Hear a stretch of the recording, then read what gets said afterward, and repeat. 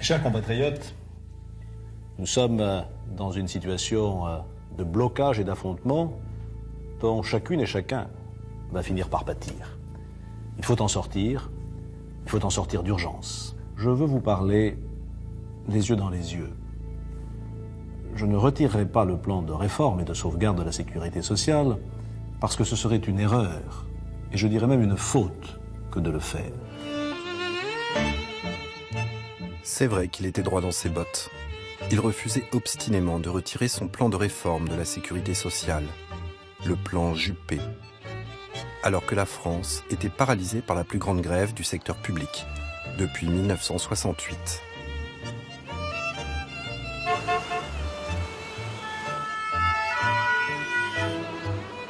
Il n'y a pas de bus, il n'y a pas de bus. Vous êtes solidaire avec les grévistes? Moi, je suis solidaire, oui. J'en ai marre de marcher à pied tous les jours, marre, et de tuer en ce moment l'économie française. Faudrait pas que ça dure trop longtemps parce que je crois qu'il y aura un ras-le-bol général.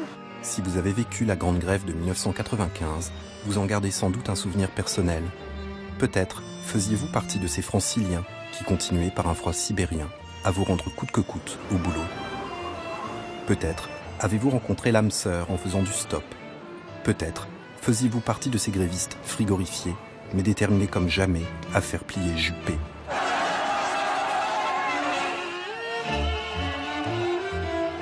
Cette grève a été menée par le secteur public, pendant que le secteur privé observait et comptait les points entre les grévistes et le pouvoir. Mais au fait, vous souvenez-vous de ce qui a mis le feu aux poudres et comment tout ça s'est terminé? Beaucoup de choses se sont jouées au cours de ce conflit de 1995, dont vous allez voir qu'il ouvre une porte sur ce que nous sommes devenus aujourd'hui. On va laisser quoi derrière? On va laisser des cimetières d'emploi. On n'a pas le droit de faire ça, c'est-à-dire on n'a pas le droit de laisser faire. Nous allons maintenant tout simplement vous raconter ce qui s'est passé.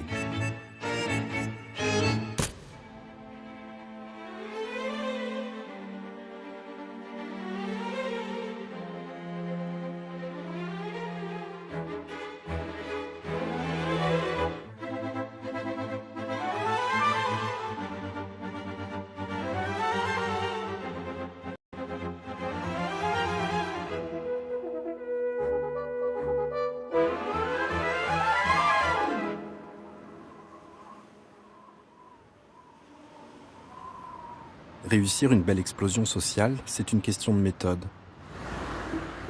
Dans cette histoire, ça commence par une promesse électorale non tenue. Jacques Chirac a été élu président en mai 1995.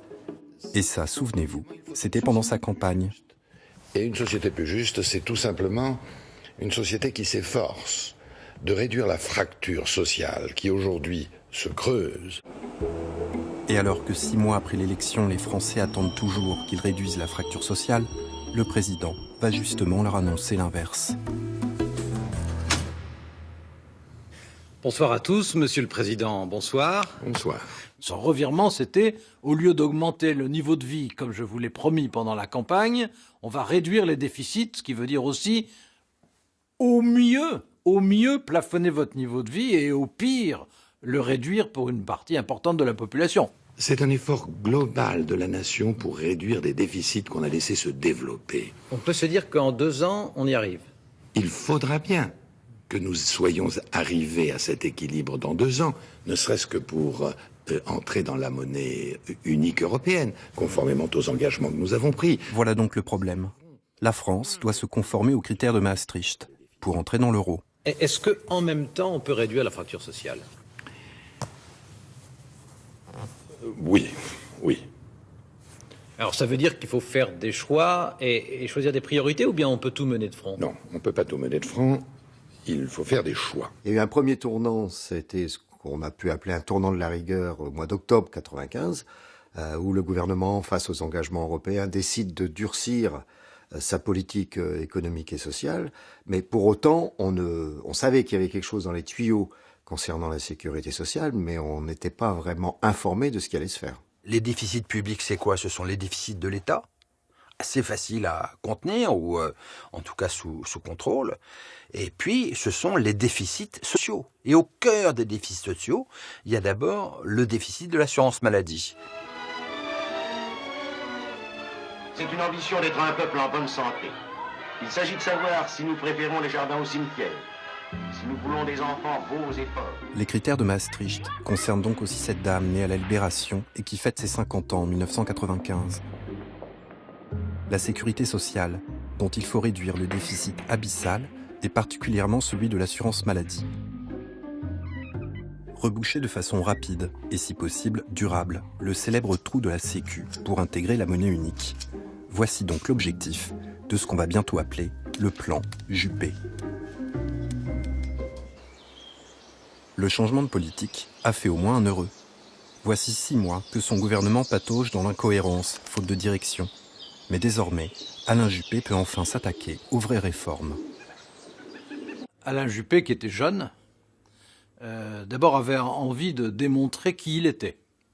C'est-à-dire quelqu'un de courageux, quelqu'un de compétent et quelqu'un qui prenait des risques. Il voulait démontrer que contrairement à Balladur, non seulement il réformait, mais qu'en plus il assumait au maximum. Enfin, il y avait un peu un côté officier de cavalerie. Hein. Mais peu importe, il a toute la confiance de Chirac. Juppé, c'est le top du top. Normal Sup, Sciences Po, l'ENA, puis l'inspection des finances. Il est brillant, il est fidèle, et Chirac l'admire. Je voudrais exprimer les sentiments que nous éprouvons tous à l'égard de celui qui est probablement le meilleur d'entre nous, notre secrétaire général Alain Juppé. Mais reboucher le trou de la Sécu, aucun Premier ministre n'y est jamais parvenu en 30 ans.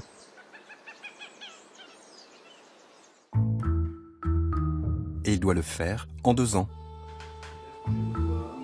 Mais Alain Juppé pense que s'ils ont tous échoué, c'est parce que l'État n'a pas les moyens de contrôler le système. La sécurité sociale est en effet gérée par les partenaires sociaux, c'est-à-dire le patronat et les syndicats, qui estiment d'ailleurs que l'État n'a pas à y fourrer ses grosses pattes. Critères de Maastricht ou pas. À partir du moment où on s'engage dans un processus européen, où vous mettez en priorité des critères budgétaires, des réductions de déficit, etc., vu la masse que représente, la masse financière que représente la sécurité sociale dans son ensemble par rapport au budget de l'État, l'État se dit à un moment donné, il faut que je prenne la main là-dessus, il faut que je contrôle. Et c'est ça l'un des aspects du plan Juppé de 95, c'est prendre le contrôle, que l'État, Bercy, etc., prennent le contrôle de la sécurité sociale. Juppé veut imposer un véritable budget voté par le Parlement et donner à l'État les moyens de contrôler le système. C'est une réforme révolutionnaire qui va donc bousculer les partenaires sociaux. Mais il pense rendre une copie si parfaite qu'il entraînera l'opinion avec lui et fera taire toutes les oppositions. En attendant, il a décidé de garder le secret. Quelques jours avant l'annonce du plan, nous avions un rendez-vous à Matignon avec le conseiller social du Premier ministre, qui s'appelait M. Durleman, pour effectivement discuter qu'est-ce qu'il allait y avoir dans ce plan sur la sécurité sociale, parce qu'on n'avait aucune information. On s'est trouvé face à quelqu'un qui écoutait, mais qui ne répondait pas. À tel point qu'à la sortie, moi je me suis demandé, mais où il fait une dépression, il y a quelque chose qui ne va pas, ou il dessinait sur son carnet, ou il nous cache quelque chose. Et 3 jours avant l'annonce du plan, personne n'imagine l'ampleur de la réforme préparée par Alain Juppé. Et surtout pas les chroniqueurs stars de l'époque. Serge ? On n'a entendu qu'une seule chose, c'est on va faire payer les Français sur le trou, pour combler le trou. Mais on n'a pas entendu beaucoup parler de réforme de structure. La messe est dite. Juppé va faire comme tous les autres, faire payer les Français en augmentant ou en créant de nouvelles cotisations. Au fond, tout le monde craignait l'addition. En même temps, tout le monde attendait l'addition. Et le 15 novembre 1995, juste après le Conseil des ministres, la plus grande réforme de la protection sociale depuis sa création va être dévoilée. Il y a un sentiment de très grande gravité, mais une très grande détermination de l'ensemble de l'équipe. Il n'y a pas d'état d'âme à ce moment-là. Et pour Alain Juppé, c'est enfin l'occasion de prouver qu'il est l'homme de la situation. La parole est à Monsieur le Premier ministre.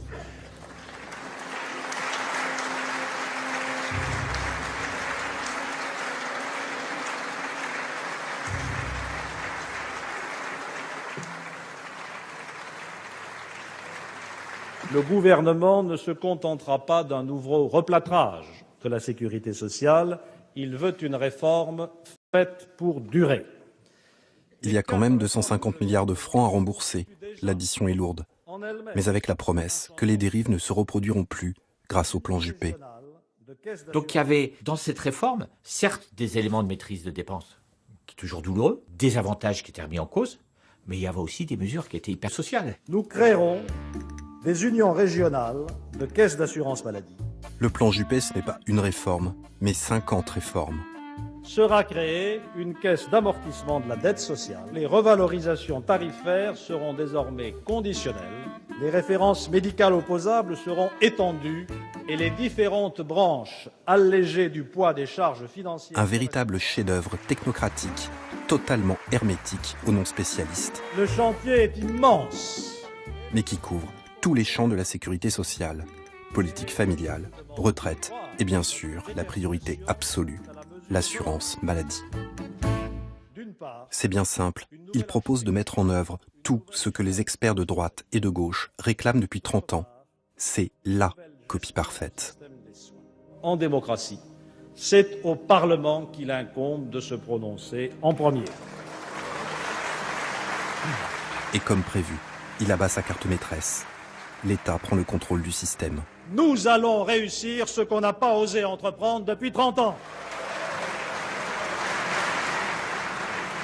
Il ne faut jamais oublier que l'Assemblée nationale est debout, applaudit le Premier ministre, que l'opposition est KO, que les journaux, y compris Libération le lendemain, disent c'est la réforme qu'il faut, que c'est un plébiscite.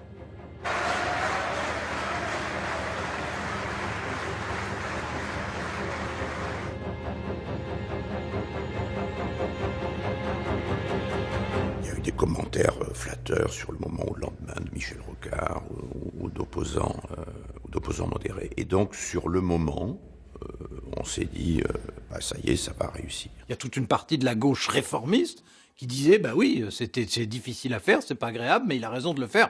Puis aussi sous-entendu, et si lui il le fait, nous, par la suite, on n'aura pas à le faire, évidemment. Quand vous avez un Premier ministre, quel qu'il soit, qui fait un discours à l'Assemblée nationale, que la quasi-totalité de l'Assemblée nationale se lève pour l'applaudir, première réaction, c'est de dire « ça doit être bien, tout le monde applaudit ». Il a vraiment eu le sentiment qu'il avait l'opinion avec lui. Alain Juppé est donc en passe de réussir là où tous les autres ont échoué. Et si on demandait maintenant l'avis de ceux qui gèrent la sécurité sociale et qui, eux, ont dû littéralement tomber de leur chaise? Les 3 principaux syndicats français. Et le premier d'entre eux, c'est bien sûr la CGT. C'est le plus ancien et le premier des syndicats français qui, en 1995, fête ses 100 ans d'existence.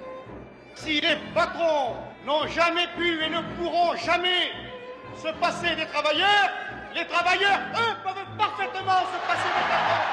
C'est un syndicat contestataire et lié au Parti communiste français. Mais avec la chute du mur de Berlin 6 ans plus tôt et la quasi-disparition de l'influence du Parti communiste en France, disons que la CGT n'est pas dans une dynamique positive. Elle est dirigée par Louis Vianney. La CFDT. Un système capitaliste dépassé et qui a fait son temps. Ce syndicat contestataire et de gauche est en plein recentrage. En 1995, la CFDT est dirigée depuis peu par Nicole Notat, qui cherche à devenir l'interlocutrice privilégiée des employeurs et du pouvoir.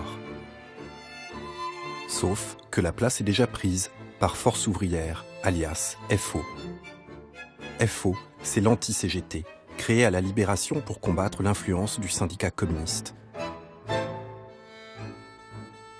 Et depuis 30 ans, c'est Force ouvrière qui gère l'assurance maladie, qui, vous l'avez compris, est la cible prioritaire du plan Juppé. FO est dirigé par Marc Blondel. À l'occasion de la marche du siècle, il va y avoir un grand débat sur la sécurité sociale.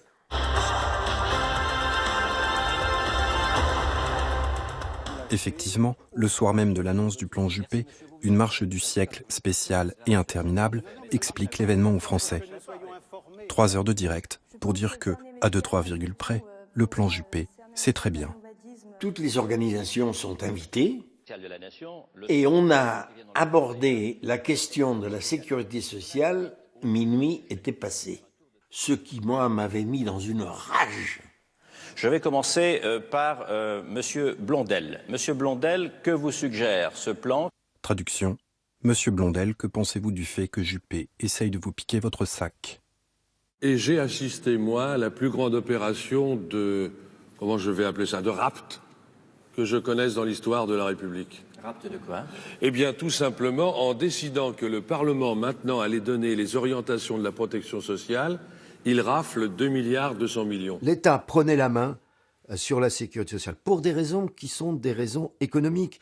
Et c'est pour ça que c'est une forme de trahison par rapport à l'histoire. On touche au cœur de l'implantation de Force ouvrière qui est l'assurance maladie. À qui? Il est clair que Force ouvrière ne va pas se laisser dévaliser comme ça.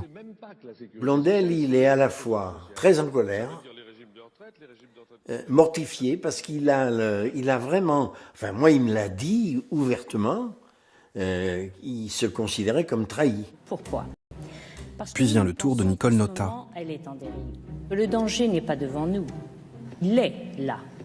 Le danger, tout le monde l'a dit, de plus en plus déficit sur déficit depuis plusieurs années. Surprise, elle soutient le plan Juppé et se place comme l'interlocutrice d'un gouvernement de droite. Pour la CFDT, c'est inédit. Nous allons prendre l'avis maintenant de Monsieur Louis Vianney pour la CGT. Quelle est votre position et quels sont vos arguments, monsieur? Là, pas de scoop. Il est franchement contre. Moi, je dis très nettement que le plan présenté par le Premier ministre est inacceptable. Dès que le plan Juppé a été annoncé, moi j'ai tout de suite compris, et mes camarades également, qu'on avait affaire à une grosse affaire, quoi. Allez-vous, par exemple, vous joindre au mot d'ordre de grève annoncé par M. Blondel? Puisque l'initiative a été prise le 28 novembre par Force ouvrière, pour qu'on se retrouve tous. Parce que l'important, ce qui va compter, c'est précisément la capacité de mobilisation des assurés sociaux. Tiens, finalement, il y a un scoop. Que la CGT se rallie à Force ouvrière, c'est vraiment une première. Nous sortons d'une période de plusieurs décennies où il n'y a eu aucun contact entre la CGT et Force ouvrière. Osons défendre la sécurité sociale, ne l'enterrons pas par des actes syndicaux qui sont d'arrière-garde. Ça, c'est pas très sympa. Je ne l'ai jamais vraiment considéré comme une syndicaliste. Jamais. Premiers effets du plan Juppé. La CFDT soutient Juppé et se place dans le camp réformiste, alors que Force ouvrière rejoint la CGT dans le camp contestataire. Il y aura donc des résistances syndicales et des manifestations. Mais n'en est-il pas toujours ainsi? Pas vraiment de quoi faire douter notre Premier ministre, en pleine apothéose. Bon, évidemment, quand on est dans ce climat psychologique-là, quand on se dit « je fais ce qu'il faut faire aujourd'hui, j'ai le courage de le faire, on m'applaudit et tout le monde va me trouver formidable », on n'est pas forcément prudent au même moment. Dès le lendemain, en effet, le journal Sud-Ouest publie une interview du Premier ministre qui déclare, tel un matador: « Si 2 millions de personnes descendent dans la rue, mon gouvernement n'y survivra pas, mais je ne crois pas à cette hypothèse. » Il ne mesure pas le fait que ce plan change énormément de choses, à la fois en termes d'austérité pour l'assurance maladie, en termes du règle du jeu social. Il agrège à ce plan d'autres mesures sociales dans d'autres domaines qui n'ont rien à voir. C'est ainsi qu'Alain Juppé a mis dans son plan une mesure qui n'a rien à voir avec la sécurité sociale, la réforme des régimes spéciaux de retraite.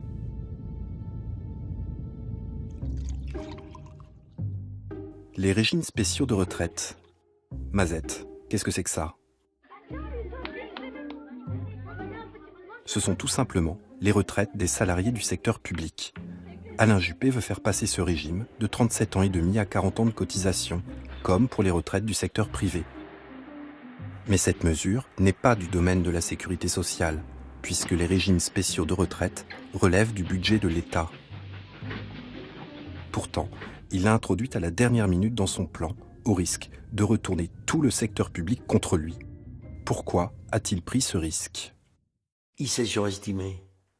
Je pense qu'il avait en tête, en tout cas moi c'est ce que je me rappelle de mes conversations avec lui à cette époque-là, que les réformes désagréables doivent se faire en tout début de septennat. À l'époque c'était un septennat. Et donc qu'il fallait tout faire tout de suite. Comment faire comprendre à la population française que selon les cas, on vous demande 37 ans et demi et selon les cas 40 ans? Enfin, qu'est-ce que c'est la justice alors? Même pas peur. Il pense avoir l'opinion avec lui et reste manifestement grisé par son succès devant l'Assemblée nationale. Vous avez vu, vous avez fait l'unanimité un peu des fonctionnaires contre vous, ils vont descendre dans la rue en masse. Oui, mais j'ai eu 400 combien de voix au Parlement. Ah oui, et moi, je suis persuadé que ça va réussir. Certains disent que, et je pense que l'histoire est pas fausse, qu'il a consulté un sondage qui disait que 70% des Français étaient d'accord pour réformer et mettre tout le monde au même niveau de durée de retraite. Certainement, il existait ce sondage. Il oubliait simplement que la résistance est dans les 30% qui n'étaient pas d'accord. Et la résistance, la voilà. Ces images ont été prises par un cheminot qui filme ses camarades au dépôt de Saint-Pierre-des-Corps près de Tours. Le 24 novembre 1995, la France du secteur public a décidé d'une journée de grève. Ce vendredi-là, le secteur public descend dans la rue contre le plan Juppé, mais surtout contre la réforme des régimes spéciaux de retraite, qui a été imprudemment introduit dans ce plan.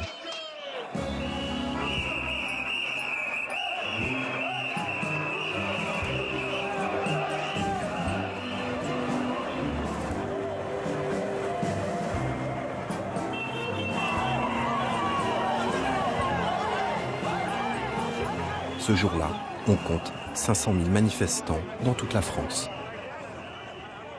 Tiens, la CFDT est là aussi. On croyait pourtant qu'elle soutenait le plan Juppé. Allons vite nous renseigner. Vous, c'est uniquement les retraites. C'est les retraites. Et pour ce qui concerne le reste du plan Juppé, il le sait d'ailleurs, la CFDT aujourd'hui est plus vigilante que jamais. Ça veut dire qu'elle soutient le plan Juppé, mais qu'elle est bien obligée de manifester pour la défense des retraites. C'est ce qu'on appelle faire le grand écart. Résultat, Nicole Notat est conspuée par ses propres militants.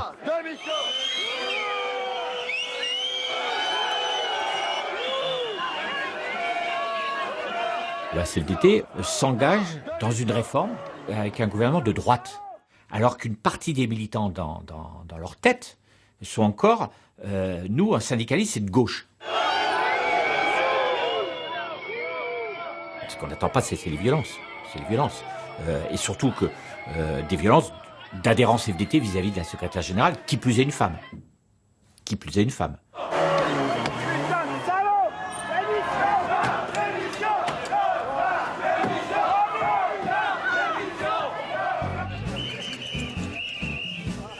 Bilan, une belle journée de mobilisation contre le plan Juppé, une belle pagaille à la CFDT et un secteur public qui n'a pas du tout l'intention de se laisser faire.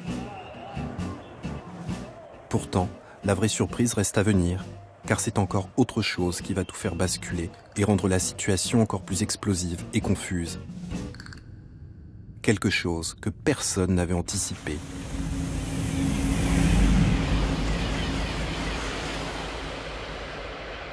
Et qui concerne la SNCF. Avec Louis Vianney, je dis, Louis, il faut que tu saches que les cheminots ont décidé de s'engager naturellement dans la grève du 24, mais pour ce qui nous concerne, la grève ne s'arrêtera pas au 24. Nous avons un rapport de force tel, et il y a une mobilisation telle, que nous allons sans doute poursuivre. Qu'on s'installe dans une grève qui va être durable, sans que personne, naturellement, à ce stade, puisse prédire combien de temps cette grève va durer. Une grève totale et illimitée des trains. Voilà la surprise du chef. Qui est pour la reconduction de la grève?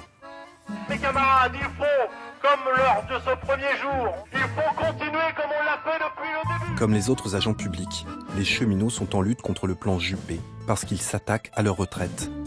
Mais ils ont en plus l'impression de subir une double peine. En effet, 2 jours seulement après l'annonce du plan Juppé, l'État leur a dévoilé le nouveau contrat de plan SNCF. Le contrat de plan SNCF.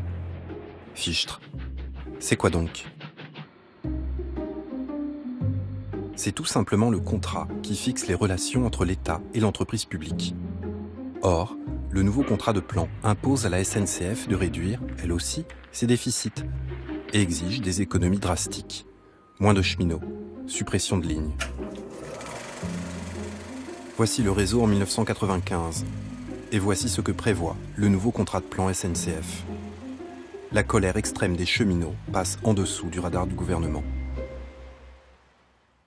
il est question de fermer 6000 km de lignes ferroviaires dans le pays, soit un quart du réseau. Le gouvernement est aussi conforté par une campagne de presse qui, pour l'essentiel, salue le courage du Premier ministre et laisse de côté cette problématique ferroviaire, pour ce qu'elle représente, alors qu'elle va être le noyau dur, quelque part, de la mobilisation. Le risque d'un mouvement social, le risque qu'il prenne de l'ampleur, c'est qu'il y ait des coalitions de colère qui se forment. Or, ça va être ça.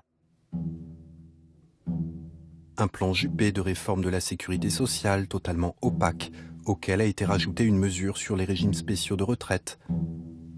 Un contrat de plan SNCF annoncé exactement au même moment, qui n'a rien à voir avec le plan Juppé, mais qui sert de détonateur et lance la SNCF dans une grève totale et illimitée. Du travail d'artiste.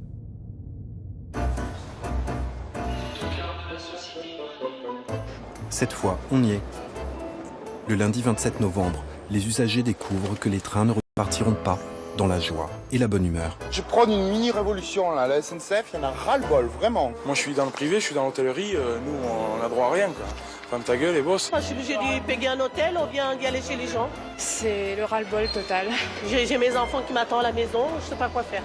Oui, 0 train en tout cas sur toute l'île de France et sur les liaisons interrégionales, comme ça vous me direz c'est plus facile à compter. Et dans le métro parisien, aucune rame ne circule sur les lignes 3. Et dépêchez-vous de prendre le métro, parce que la détermination des cheminots entraîne la RATP et tous les transports publics du pays dans une grève illimitée.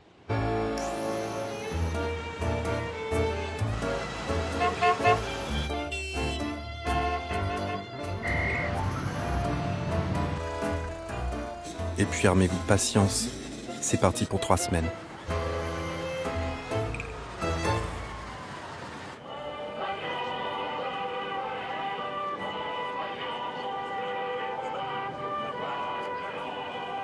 On n'est donc plus dans ce qui avait été anticipé, c'est-à-dire quelques grèves et quelques manifestations. La grève illimitée des transports publics, emmenée par la SNCF, a rebattu toutes les cartes. Les cheminots sont devenus le fer de lance de la contestation.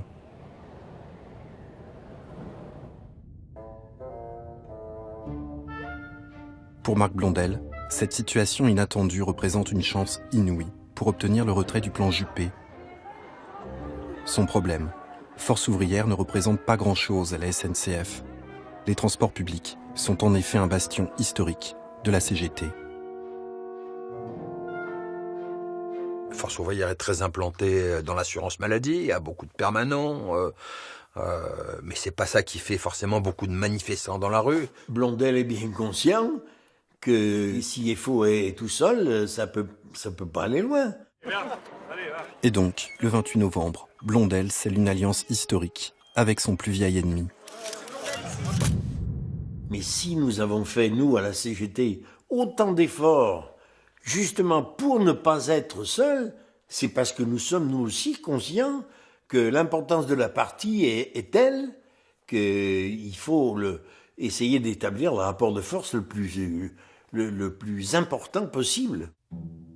Et aussi étonnant que cela puisse paraître, il n'y a pas encore eu de réaction officielle du Premier ministre depuis le début de la crise sociale, 4 jours plus tôt.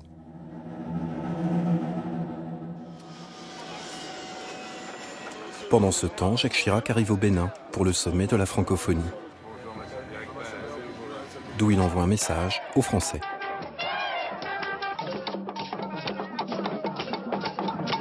Il nous faudra du courage et du temps pour redresser la situation. Mais nous avons du courage et nous avons du temps. Et la Poste se met en grève illimitée à son tour.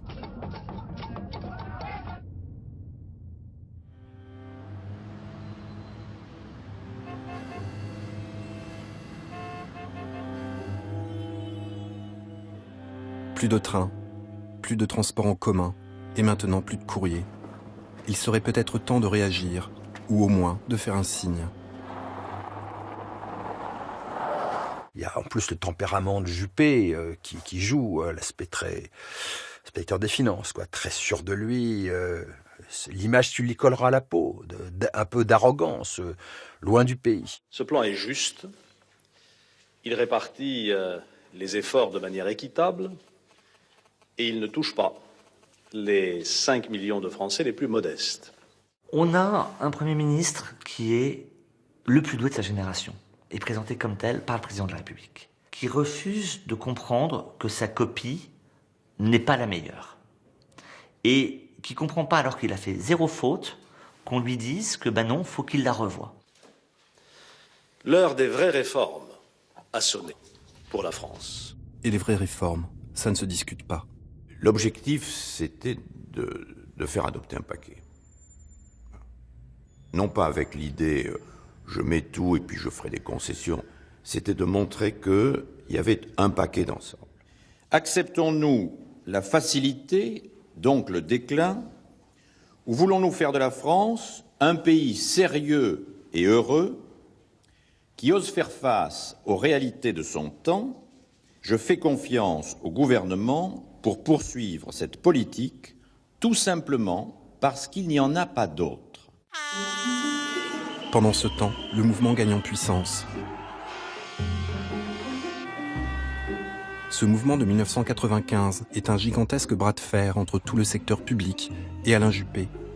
Autour du noyau dur des transports publics en grève illimitée viennent s'agréger d'autres groupes, fonctionnaires, hôpitaux, agents des collectivités locales et des entreprises publiques. Pour la plupart, ils ne sont pas en grève permanente, mais participent à des journées de grève très suivies, qui sont l'occasion de grandes manifestations. 1995 est un mouvement qui couvre toutes les régions françaises.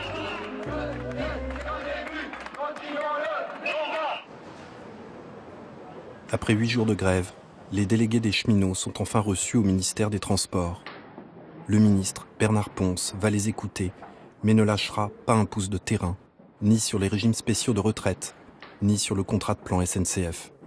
On a peut-être tendance à penser désormais qu'effectivement le gouvernement peut jouer sur le pourrissement du conflit, voire sur une opposition entre usagers et cheminots, mais c'est de mon point de vue faire un mauvais pari. Le risque, c'est toujours d'avoir un mouvement incompris, impopulaire. Et un gouvernement sait très bien qu'une grève qui est considérée comme impopulaire ne peut pas durer très longtemps. C'est pas du tout représentatif, c'était du 99. Le gouvernement va donc se démener pour obtenir le soutien de l'opinion publique. On fait un travail sérieux d'adaptation et il faut que ce pays ne se laisse pas emporter par la peur. D'abord, il faut communiquer et dire que le plan Juppé, c'est très bien. Mais n'est-il pas un peu tard pour la pédagogie? Au final, tout ce que l'opinion retient du plan Juppé, c'est qu'il va falloir payer pour rembourser les dettes de la Sécu. Ensuite, il faut s'agiter pour montrer qu'on fait quelque chose. Le gouvernement a décidé que des moyens de transport de substitution seraient mis en place. Les bateaux-mouches sont mobilisés. Des compagnies de bus privés sont affrétées. Et évidemment, c'est une goutte d'eau qui ne change pas grand-chose au problème. Le dernier à Stalingrad est à 17h pour rattraper Sarcelles après. Hein. Enfin, il faut mobiliser les usagers pris en otage. Et au besoin, leur donner discrètement un coup de pouce. Le RPR ne reste pas les bras croisés. Au contraire, le mouvement gaulliste suggère à ses sections départementales de préparer des manifestations anti-grève. Le fax envoyé par le siège parisien du RPR suggère de faire tout ça discrètement, sans donner les adresses des permanences du mouvement. La droite a essayé d'organiser des comités d'usagers mécontents. Ça a fait un flop magistral, tout simplement, parce qu'il n'y avait aucune prise. Vous savez ce que c'est que la majorité silencieuse, hein? Elle est silencieuse, mais c'est largement la majorité. Vous avez au moins 2 Français sur 3 qui sont contre cette grève. Hein? C'est faux, monsieur. C'est exactement l'inverse. Et c'est même Claire Chazal qui le dit. Et selon un sondage réalisé par l'Institut CSA pour RTL et Le Parisien, 62% des Français soutiennent les grèves, 65% ne font pas confiance au gouvernement pour résoudre la crise. Le 1er décembre, on apprend que 62% des Français soutiennent les grévistes. Et quelques jours plus tard, ils seront même 68%. Nous étions dit tactiquement, lorsque les sondages vont se renverser, lorsqu'on va avoir une majorité de Français exaspérés par ces grèves, nous pourrons reprendre l'offensive, faire des contre-propositions, lâcher du lest dans certains domaines, mais tenir bon dans d'autres domaines. Ce jour-là n'est jamais arrivé. Alors les médias, qui ont unanimement salué le plan Juppé, vont s'emparer de la question. En refusant toute réforme, le secteur public n'aurait-il pas un comportement d'enfant gâté ? Il y a un débat qui commence à naître à cette époque, avec certains organes de presse qui alimentent de plus en plus ce thème.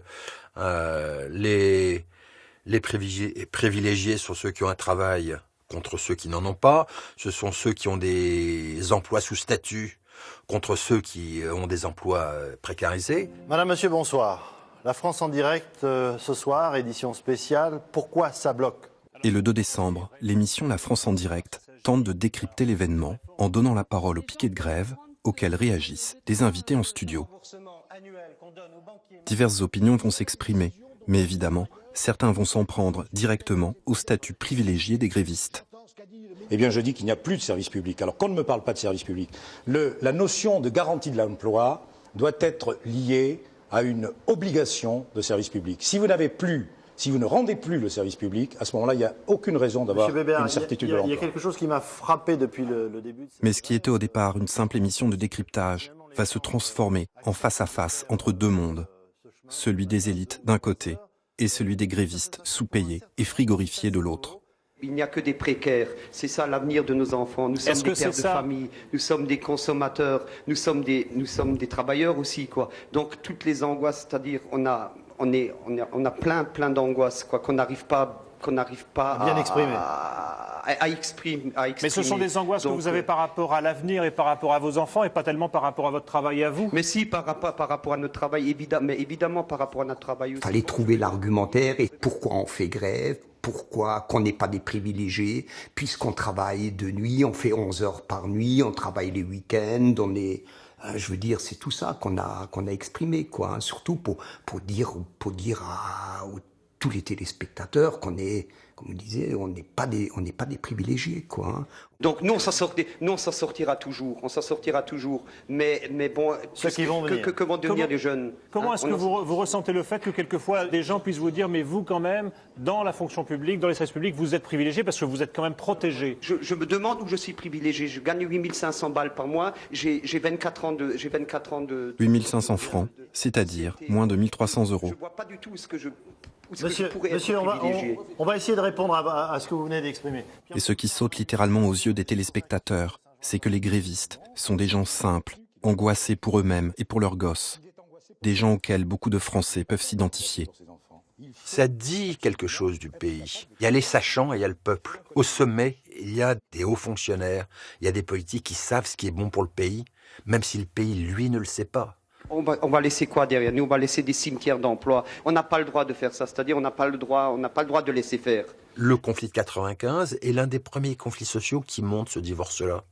C'est le pays commence à comprendre qu'on ne l'entend pas.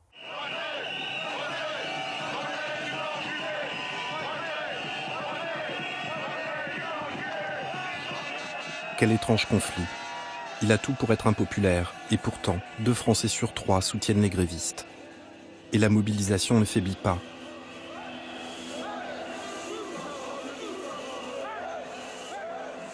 Il n'y a aucun signe du pourrissement tant attendu par le gouvernement Juppé. Bien au contraire.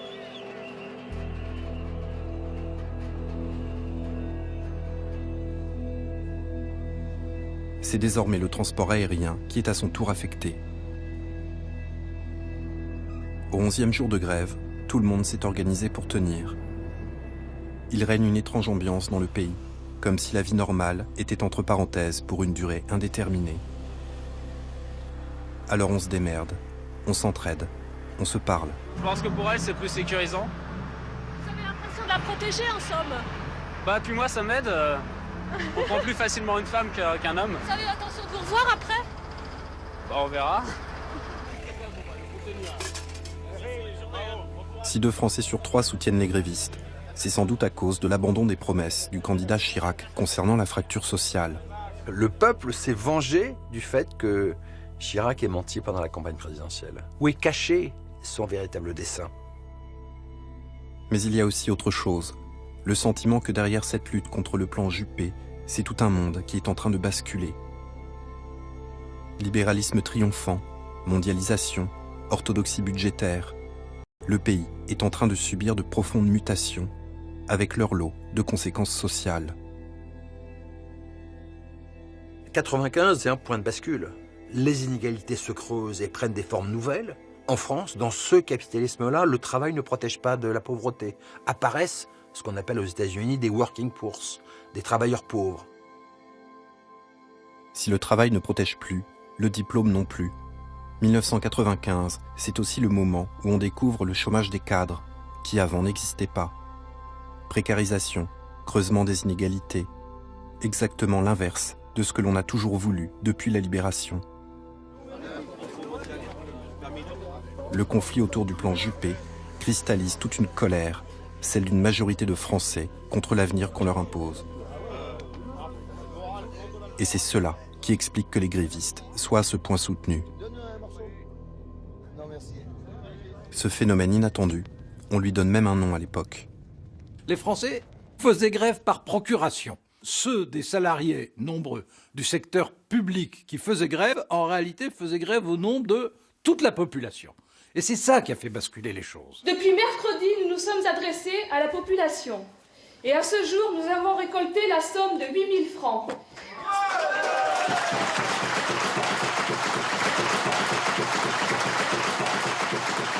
Je me sens digne aujourd'hui de me battre et digne d'appartenir à la corporation des cheminots. J'ai 3 filles. Je veux qu'elles aient autre chose que des contrats, des SIVP et autre chose.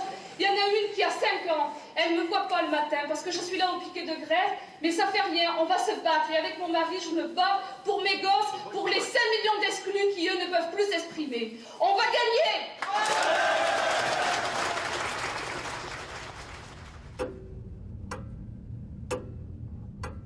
Ça s'appelle une catastrophe de première classe. Toute la belle mécanique imaginée par Juppé à la demande de Chirac est en train de se déglinguer. Ils avaient pris conscience tous que qu'ils avaient loupé un escalier. L'assurance maladie, les retraites, la SNCF, ça fait 3 sujets qui sont lourds. On ne peut pas faire 3 choses en même temps, c'est stupide, tu fais tout exploser. Je vais maintenant demander pratiquement à tous les secteurs d'activité progressivement de rentrer dans la grève, c'est-à-dire de l'alourdir. Nous avons besoin de faire plus d'efforts encore pour faire mesurer aux salariés du secteur privé l'ampleur et la gravité de l'enjeu. La CGT et Force ouvrière accentuent la pression et en appellent au secteur privé. Mais pour le privé, la grève restera par procuration. Les salariés du secteur privé soutiennent, mais continuent à bosser. Il se passe même un phénomène étrange, puisqu'on se rendra compte ensuite qu'en décembre 1995, l'absentéisme aura baissé. Comme si les gens avaient mis un point d'honneur à se rendre quand même au boulot. Maintien ou retrait du plan Juppé, jusqu'au bout, tout va donc reposer sur le noyau dur qui bloque le pays. Les transports publics. Et à partir du mardi 5 décembre... Nous avons, par cet anticyclone, un flux d'Est très bien organisé qui nous ramène du froid sibérien. Il se met à faire vraiment très froid. Et il y a en plus une nouvelle pression sur Alain Juppé.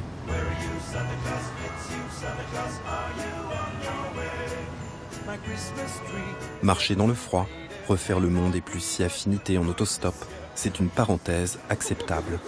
Mais que les trains ne roulent pas pendant les vacances de Noël et que les Français ne puissent pas se réunir en famille, ce serait évidemment une catastrophe nationale. Bonjour. Pour tout le monde, la comédie a assez duré. Il faut qu'il parle et qu'il accepte enfin d'ouvrir des négociations. Chers compatriotes, j'ai souhaité ce soir vous parler personnellement. Et évidemment. Je ne retirerai pas le plan de réforme et de sauvegarde de la sécurité sociale parce que ce serait une erreur, et je dirais même une faute, que de le faire. Pour Juppé, la négociation n'est pas une option. C'est le Juppé droit dans ses bottes, c'est ce truc-là, que je bouge pas, quoi. Et complètement enferré. Il va cependant entrouvrir une porte sur l'un des principaux points de blocage. il y a les régimes spéciaux de retraite. Et là, je veux être aussi très clair. Mais il botte en touche, sans revenir sur le principe de la réforme. Et j'ai chargé une commission composée de personnalités très respectées, très éminentes, de toute sensibilité, de faire un livre blanc, un peu comme M. Rocard l'avait fait pour le régime général il y a quelques années. On sort du discours un peu dictatorial. J'ai décidé qu'on allait réformer les régimes spéciaux. Au schéma, on va mettre une commission pour évaluer les conditions dans lesquelles on va réformer les régimes spéciaux. Enfin, on dit toujours qu'on va réformer les régimes spéciaux. Au bout de 12 jours de blocage total du pays, autant dire que ce n'est pas vraiment ce que les Français et les grévistes attendaient.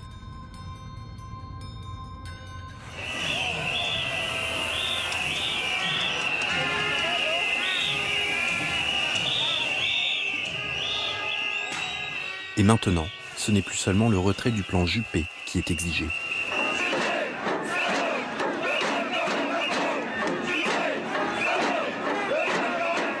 On a un Premier ministre qui, à ce point, apparaît comme n'écoutant pas ce qui se passe. C'est légitime. Certains se disent, mais il est aveugle, il est sourd, c'est pas possible, démission. Si on gagnait, de toute façon, il s'en irait. Ça, on le savait, quoi. Donc, il fallait gagner. Avant toute chose, retrouvons le Juppéton. Je vous rappelle qu'Alain Juppé... Et l'obstination d'Alain Juppé inspire particulièrement les guignols de l'info. Monsieur Juppé? Oui? Vous pouvez venir une seconde, là? Oui, quoi? Vous pouvez dire un petit mot? Je reste ferme, il faut faire des réformes. Ben voilà, c'est bien, et encore un peu. Je ne reculerai pas, le président me soutient. Ah, voilà, ça avance bien, là. Merci, monsieur Juppé. Jacques Chirac se rendait compte qu'il n'était pas possible de tenir bon jusqu'au bout, qu'il fallait rester campé sur la sécurité sociale et pour le reste, attendre des jours meilleurs. Il y avait donc forcément aussi une tension entre les deux hommes et entre les deux équipes, celle de l'Élysée et celle de Matignon. Mercredi 6 décembre, Conseil des ministres. Le président Chirac était pressé, il expédie assez rapidement l'ordre du jour, en 1 heure. En me levant, je vais au-devant du président Chirac et je lui dis, Monsieur le Président, qu'est-ce que je dis sur la crise sociale? Les manifestations de rue, le Juppéton. Et alors, avec le ton habituel du président Chirac, il me dit, tu n'as pas besoin d'en parler, on n'en a pas parlé. Je dis, Monsieur le Président, avec ce qui se passe dans les rues, je ne peux pas dire, le Conseil des ministres s'est réuni ce matin et on n'en a pas parlé. Alors Jacques Chirac réfléchit tout haut, en disant « Oui, je soutiens le gouvernement, comme la corde soutient le pendule. » Et alors à ce moment-là, évidemment, le visage d'Alain Juppé se glace, puis se tourne vers moi et me dit « Bon, tu te démerdes. » Et là, j'ai senti que, manifestement, l'obstination ne serait pas éternelle, et je comprends qu'Alain Juppé l'a compris aussi.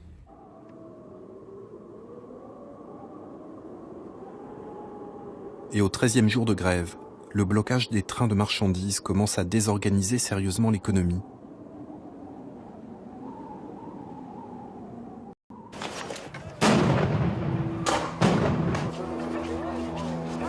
On assiste à une montée des violences. Les mineurs de Lorraine ont à leur tour entamé une grève très dure. Et il y a de plus en plus de casses en fin de manifestation, comme à Nantes et à Toulouse.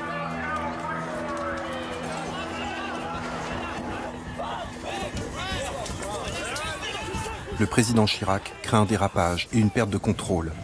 Inquiétude partagée d'ailleurs par les syndicats. Nous sommes évidemment disponibles à tout moment pour répondre à une initiative du Premier ministre qui est maintenant absolument indispensable. Nous sommes prêts à négocier, mais il faut qu'il nous convoque. Maintenant, plus personne ne comprend l'obstination d'Alain Juppé. Jacques Chirac lui a demandé de renoncer à une partie de ce qu'il voulait faire. C'est Jacques Chirac qui lui a demandé, c'est Jacques Chirac qui l'a convaincu. À partir d'un certain moment, comment vous reculez sans perdre la face? C'est ce qui se joue, à mon avis, à partir du 10 décembre. Négociation. Vas-y. Non. Allez, négociation. Répète. Négociation. Encore. Négociation. Ah, putain. 18 jours pour ça. Le 10 décembre, une émission est organisée en urgence depuis Matignon. Tout le monde a compris qu'il va enfin reculer. Toute la question est de savoir comment il va s'y prendre pour mettre de côté son orgueil et ses certitudes. Ça avait un côté débâcle, d'une certaine manière. Je crois que de ma vie, en dehors peut-être de la fin de la période de la guerre d'Algérie, ce qui nous ramène à une autre époque, je pense que je n'ai jamais vu un climat aussi tendu que celui-là. Il y a un mot qui a fait figure de tabou jusqu'à présent, c'est le mot négociation. Est-ce qu'en rencontrant les principaux responsables syndicaux, d'abord seuls, peut-être ensuite ensemble, est-ce que vous allez négocier avec eux? Ne jouons pas sur les mots. Se concerter, dialoguer, discuter, négocier. Voilà, le mot est enfin lâché. Et évidemment, dans le pays, on applaudit. Mais vous allez voir que cette ouverture à la négociation est un trompe-l'œil. Certes, il commence par reculer sur les régimes spéciaux de retraite. J'ai lu ici ou là qu'on allait mettre en cause ces régimes spéciaux. Il n'est pas question de les remettre en cause. Il n'est pas question de les supprimer. Il n'est pas question de les aligner sur le régime général. Voilà de quoi apaiser l'ensemble des grévistes du secteur public. Le contrat de plan SNCF, qui lui aussi est au cœur des discussions en ce moment, est-ce qu'il est ajourné ou est-ce qu'il est suspendu? Précisément, là, on n'a pas décidé. Le contrat de plan, il n'a pas été signé. Il était en cours de préparation. Et il va mettre 3 minutes à dire que le contrat de plan SNCF est suspendu. Voilà de quoi réduire la combativité du noyau dur. Et maintenant, venons-en à l'essentiel, le célèbre plan Juppé de réforme de la sécurité sociale. Ce plan, est-ce que vous le maintenez? Est-ce que vous le retirez? Cette réforme, elle est urgente. Parce que si on ne la fait pas, on risque une cessation de paiement de la sécurité sociale. Et on va donc la faire. Pour cela, j'aurai recours à des ordonnances, comme on l'a fait souvent dans le passé. Il me faut une loi d'habilitation. Donc, le plan Juppé est maintenu et sera mis en œuvre comme prévu. Il veut bien négocier sur tout ce qu'on veut, sauf sur le plan Juppé.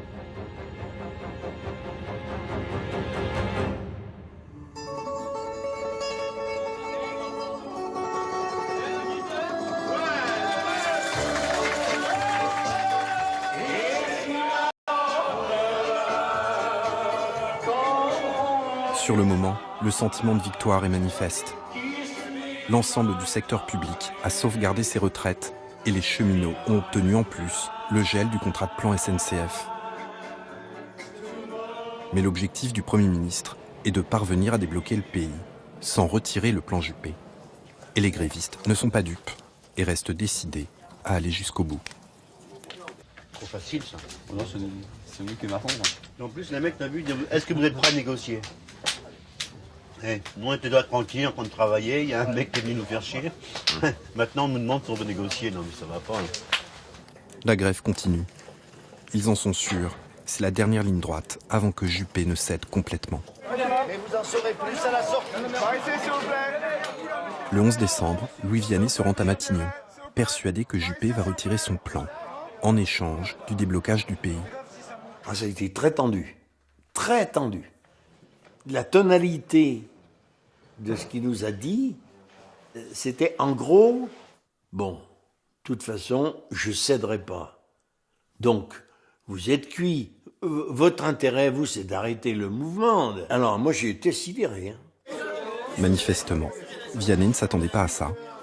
Juppé est prêt à ce que ça dure encore des semaines. Il ne lâchera pas son plan. Dans l'immédiat, je crois que ce qui serait intelligent, c'est qu'il y ait gel du plan Juppé. Mais le noyau dur des grévistes n'a pas non plus l'intention de se laisser faire. Il y a des piquets de grève qui commencent à acheter des sapins de Noël. Ça veut dire qu'il y a des cheminots qui commencent à s'organiser pour, s'il le faut, faire un réveillon de Noël dans les gares, dans les ateliers ou dans les bureaux. Il va donc falloir continuer à mobiliser les troupes, et tout spécialement les cheminots, qui sont plus que jamais la clé de toute cette histoire. Blondel, qui s'attendait à négocier le contenu du plan Juppé, est confronté à la même musique. Sa dernière chance, c'est que les cheminots tiennent. Évidemment, seule Nicole Notat est ravie que le Premier ministre ne cède pas sur son plan. Elle espère que la mobilisation se dégonfle rapidement. Quant à Juppé, il fait un pari simple. Les grévistes sont épuisés. Ils vont finir par se satisfaire de ses concessions. Juppé était convaincu que ça allait marcher. Vous voyez, je crois qu'on peut dire ce soir que les échanges ont été fructueux et que le dialogue est bel et bien enclenché et engagé. Voilà. Le dialogue, c'est pour la galerie. Son seul langage, c'est la fermeté. Alors, est-ce qu'il bluffait? That is the question. Le 12 décembre, tout le monde se prépare pour la manif. C'est le grand jour du Juppéton.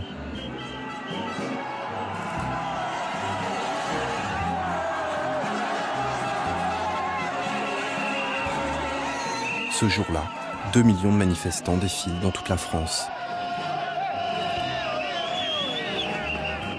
Le mot d'ordre aujourd'hui, c'est le retrait du plan Juppé. Et on se dit qu'à ce rythme-là, le mouvement n'est pas près de s'essouffler et que les trains ne vont pas repartir de sitôt.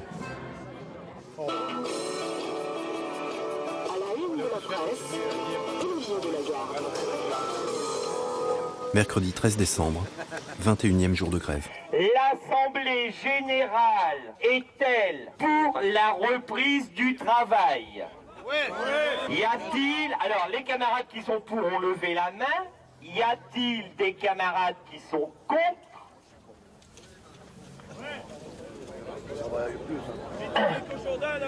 À première vue, la majorité des camarades souhaiterait que l'on continue l'action. C'est la première fois que la grève n'est pas votée à l'unanimité. Les reculades de Juppé sur les régimes spéciaux et les contrats de plan SNCF ont semé le doute. L'habileté, peut-être la seule d'Alain Juppé dans cette histoire, c'est qu'il lâche ce qui était accessoire pour lui et qu'il a eu la maladresse de greffer au cœur de son projet qui était l'assurance maladie. Ça permettait de préserver le cœur du dispositif et de donner un geste reculé sur ce qui n'était pas le plus important. Mais t'as pas gagné sur la retraite? On a gagné quand même, quelque part. On a gagné l'essentiel. Actuellement, l'essentiel, on l'a gagné. Jean-Luc. Ça y est, l'unité se délite. On a gagné sur l'essentiel. Tu peux plus rien gagner. Et à un moment donné, il y a un flanc du front qui flanche parce qu'il a obtenu satisfaction. On va se battre sur quoi maintenant, quoi? La Sécu, c'était trop flou dans l'esprit des gens, quoi. Il y avait des voix qui s'élevaient, bon, est-ce qu'on reprend pas? Je tiens aussi à vous dire que le combat de 21 jours de grève, que le privé aujourd'hui n'a pas su raccrocher et ne sera pas raccroché. Donc ça sert à rien d'aller jusque Mathusalem, ça ne changera rien. Rien. Pour la CGT, réussir une belle sortie de grève devient maintenant la priorité. Et tant pis pour le plan Juppé. Une reprise du travail dans l'ordre, c'est à cela aussi qu'on juge la puissance et l'influence d'un syndicat. Bon. Maintenant, il faut que chacun trouve les moyens pratiques pour en sortir. Et moi, je demande à voir Bernard Pons pour lui expliquer la méthode, qui, de mon point de vue, est la méthode pour s'en sortir. La méthode, c'est-à-dire obtenir des garanties de l'État sur le futur contrat de plan et sur le maintien du statut des cheminots. Ça tombe bien, le ministre attend la CGT au garde à vous, pourvu que les trains repartent. J'ai quasiment dicté au ministre des Transports la lettre qu'il devait envoyer aux organisations syndicales pour qu'elles soient susceptibles de mettre fin à la grève. Si les grévistes voient que le gouvernement s'engage par écrit, à ce moment-là, on est légitime à dire voilà, la grève est victorieuse, on s'arrête. Bonjour. Et pour bien marquer le coup, le ministre convoque aussitôt le patron de la SNCF et le vire.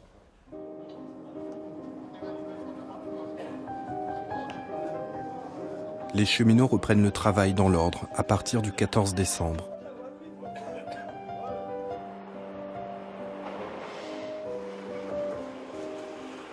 Du coup, la RATP reprend également dès le lendemain, et les autres secteurs, comme la Poste, dans les jours qui suivent. Et voilà, la grande grève de 1995 est terminée. À l'Assemblée générale de reprise, c'était 40% contre, 60% pour la reprise. Hein. C'était assez houleux, quoi. Et il fallait qu'on reprenne dans de bonnes conditions. Il fallait surtout pas qu'on se chamaille entre nous.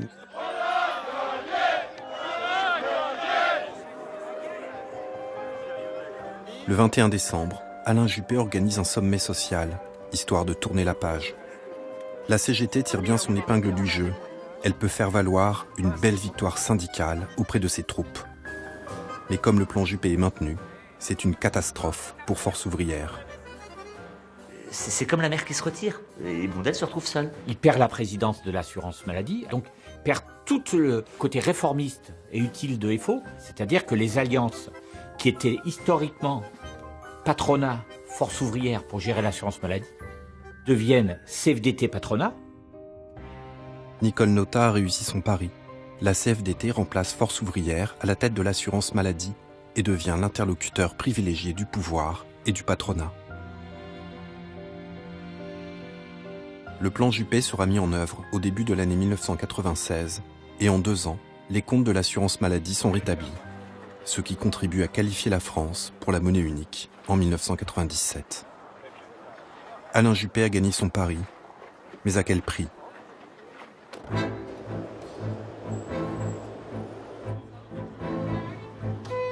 En 1997, Chirac pensait se relancer avec la dissolution. Mais cette fois, le règlement de compte est politique. Alain Juppé est remplacé par Lionel Jospin et le président en est quitte pour 5 ans de cohabitation.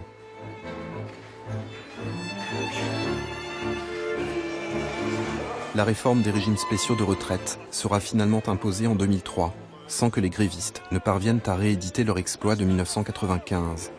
Et le secteur public passe à 40 ans de cotisation. Bonjour monsieur. Le 1er janvier 2003, Alain Juppé se met en retraite de la fonction publique, à l'âge de 57 ans et après 38 ans de cotisation. Il parvient ainsi à échapper in extremis à la réforme des régimes spéciaux.